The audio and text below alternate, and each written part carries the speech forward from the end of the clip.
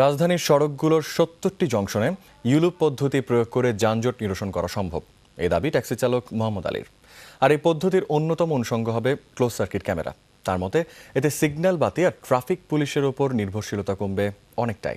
বিশেষজ্ঞরাও সিদ্ধান্ত নিয়েছেন মিরপুর, উত্তরা আর কাঁচপুর এলাকায় যানজট কমাতে ইউলুপ বাস্তবায়নের, যা সমর্থন করেছেন খোদ প্রধানমন্ত্রী। মোহাম্মদ আলীর পরিকল্পনা আর বিশেষজ্ঞ প্রস্তাবনা নিয়ে মাহাতির ফারুকীর ধারাবাহিক রিপোর্টের দ্বিতীয় পর্ব। এখানে আসলো 4000, এখানে 4000, এখানে 4000, 12000 যদি আসে তাহলে আসলে যেতে পারতেছে হলো গিয়ে 4000, 2/3 নাই কারণ বসে থাকে। কিন্তু এখানে যদি আমি একটা ডিভাইডার দিয়ে দেই, এই একটা ব্রিজের নিচে ইউলুপ, এখানে একটা ইউলুপ নেই, 12000 আসবে, 12000ই যেতে পারবে। সিগন্যাল বাতি আর চৌরাস্তার জংশনগুলোকেই রাজধানীর যানজটের অন্যতম কারণ মনে করেন ট্যাক্সি চালক মোহাম্মদ আলী। স্বশিক্ষিত মোহাম্মদ আলী বলছেন, মূল রাস্তায় গাড়ি থামানো যাবে না, আর মোড় নিতে হলে ডানে নয়, যেতে হবে বামের রাস্তায়। কারওয়ান বাজার, সার্কফোয়ারার চৌরাস্তার জংশন জট নিয়ে মোহাম্মদ আলীর সমাধান হচ্ছে, প্রথমে চৌরাস্তা বন্ধ করতে হবে ডিভাইডার দিয়ে।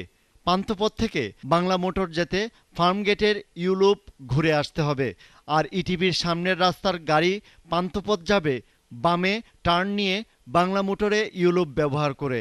তার দাবি, এই ধরনের ৭০টি চৌরাস্তা জংশনকে ডিভাইডার দিয়ে বন্ধ করলে ৩ মাসে সমাধান হবে যানজটের। আমার প্ল্যানে কাজ করলে ঠিক আছে, প্রাথমিকভাবে 3 মাসে যানজট চলে যাবে। আর 1 বছরে যদি যানজট না যায়, আমি জীবনবাজি লাগাইছি সরকারের কাছে, না পারলে আমার ফাঁসি। যদি আমি মনে করেন আকাশটাও রাস্তা বানিয়ে দিই, সিস্টেম যদি না করে দিই, ওইখানেও যানজট লাগাবে। আর যদি আমি সিস্টেম করে রাস্তা, এই যে রাস্তা আছে এটা ছোট করে দিই, যানজট থাকবে না।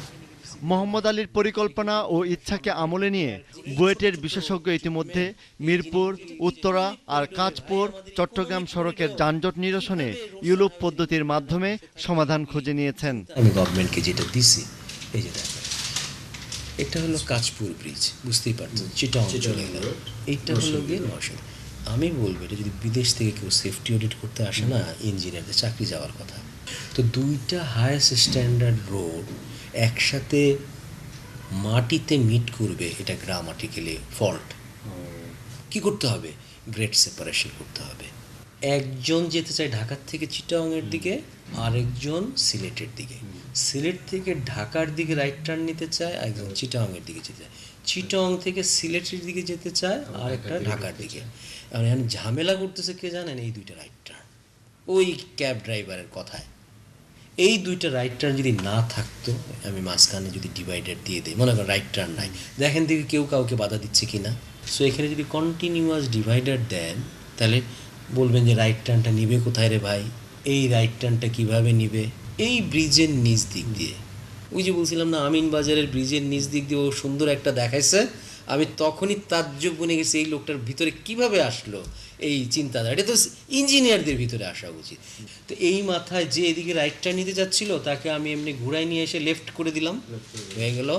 এইবার গেল তো ঢাকার দিকে, কোনো সিগন্যাল নাই, কোনো পুলিশ নাই, কোনো যানজট নাই।